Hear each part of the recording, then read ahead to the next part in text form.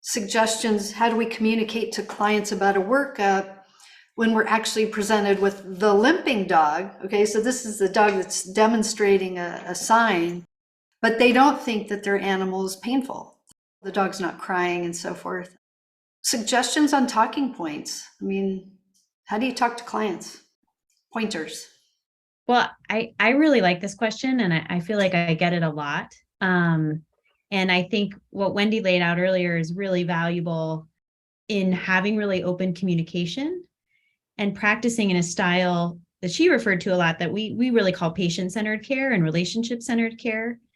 And from that first day, we are super transparent in questions that we ask. And one of them that we ask that I find valuable is, how do you rate your pet's pain on a scale of 1 to 10? Or 0 to 10. 0, they are 100% pain-free, or 10, it's the worst pain you could ever imagine. And I think it can be very informative before you walk into a room if you know how a client is assessing their patient's pain.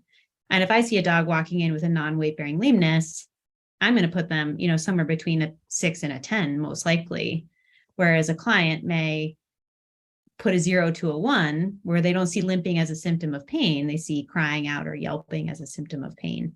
And I think I can modify my communication style based on that. And I think that's a real value too, about having a client in on an exam with you. And you can examine the abnormal limb and the normal limb, and they can see a lot of changes that maybe they're not noticing at home, like changes in facial expression, muscle tensing, crying. Maybe I try to not make my patients cry, but sometimes it can highlight pain that they maybe didn't see. I also think other measurements can be really valuable. So I do a lot of muscle girth measurements. And if that animal has not been bearing weight on a limb, that muscle mass is going to be much lower. And that number can be really profound. So we'll take girth measurements and I can say, look, this limb is 4 centimeters smaller in circumference than the other limb. This is a big problem. So maybe if they're not willing to see pain, they'll see the consequences of pain and let you work on addressing those. But sometimes, they're an engineer and they need numbers and objective outcome measures, or sometimes they need help recognizing those symptoms or understanding that animals show and demonstrate pain differently than humans do. And sometimes I'll ask them, well, if you're limping, what's making you limp? And have them self-reflect a little bit on it. But sometimes you just have to come at it from a different angle.